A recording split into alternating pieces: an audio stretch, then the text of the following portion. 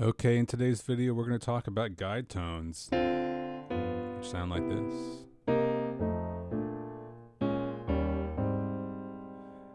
And guide tones are often used a lot by jazz pianists and other chordal instruments, and a lot in jazz arranging. Although the concept behind the guide tones isn't like exclusively a jazz concept, and even if you're not a jazz player, learning about how to use these to think about chords and chord voicings could be very useful to you. So the guide tones are just the thirds and sevenths of chords. And of course, when we're playing a 2-5-1 like this, with all the four notes in the chord in one hand, we're playing the guide tones. But we often, when we're practicing guide tones, what we do is we practice just playing the thirds and the sevenths and no other notes in the chord. You might say, what is the point of doing that? And we'll get to that shortly, but let me just demonstrate what that sound is and looks like, and then we'll get into why you might want to work on that. So the third and the seventh of a D. So let's say we're doing a 2-5-1 in C. So like we discussed in a previous video, that would be a D minor 7 chord, and then a G dominant 7 chord, and then a C major 7 chord.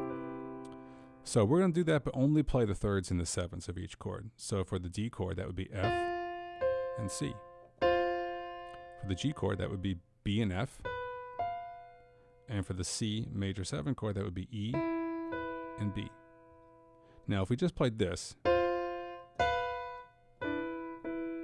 that does give us the sound of the thirds and sevenths. But usually when we're practicing guide tones, it's all about the voice leading.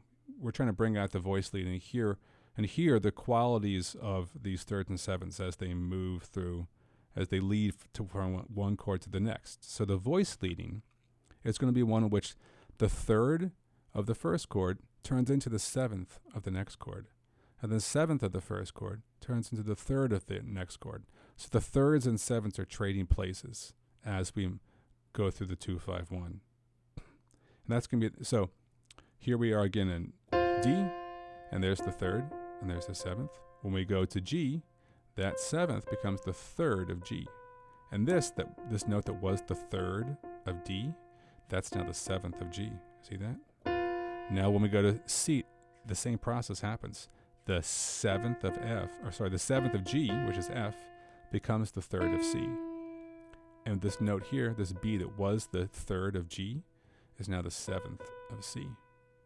So we have a third and a seventh becomes the seventh and the third, and that becomes the third and the seventh.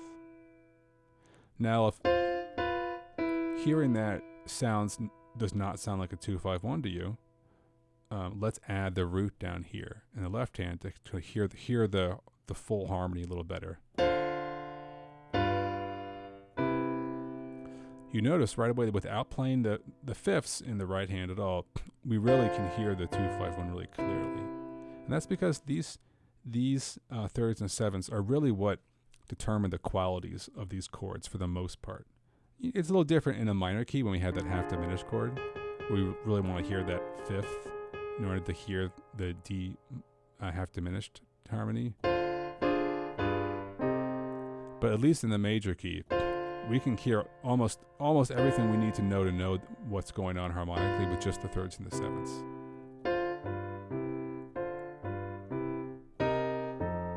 So one of the things you can do to practice these shell voicings is just to play the roots in the left hand and the shells in the right hand. Now, of course, you can also practice it upside down. So you can, for that D chord, instead of playing F and C, you'd play C and then F. So you've flipped the shell upside down. And now you have the inversion of it. Same voice leading.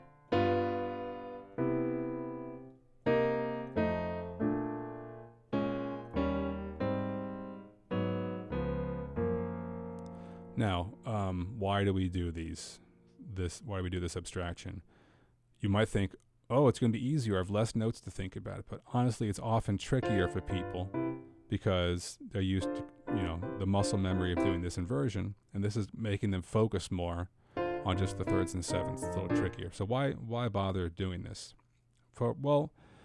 Later in our exploration of jazz harmony, we're going to start to add things like ninths to chords and add things like 13ths to chords. And we won't even always be playing the roots of the chords, but we're always going to have the thirds and sevenths in the chords. So knowing what these are going to be like this DNA that can't be changed of the chords. Maybe we'll add other things to them. Like, let's say we're going to add a ninth to that D chord and see where it goes. There you go. There's a very typical voicing for a 2-5-1 in C. You see it had that shell in it, and then it had this ninth on top that became the 13th. Went back to being a 9 over here. Or maybe it goes... Or maybe I'm playing some voicing up here with it. But underneath all of that fancy stuff, I still have this shell going on. That's like the essence of the voicing. So sort of stripping things down to their most important essence is important because it is helpful to practice that first, and then you can build up on top of it. But there are also times when you might be improvising and really just playing, you might be doing something in your right hand,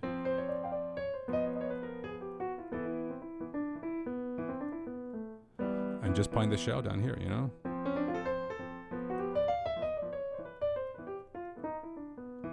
just playing the shell here. Although, some people might like to add a little more flavor to it. But that's why we practice those shells. So those are great to do, and to do them in all 12 keys, and the nice thing, one of the nice things is you don't have to do all four inversions. There's only one inversion to do, so just 2 different pathways to learn them in all 12 keys, to sing them,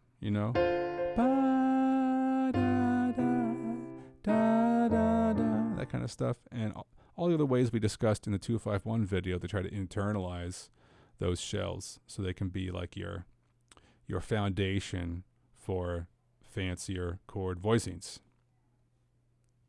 If you're looking for a good teacher to help you walk yourself through this learning process, you can check out my teaching website at cooneymusic.com.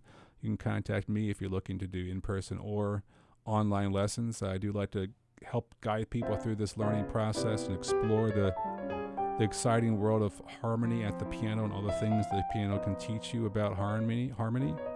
So be in touch, and thanks for watching.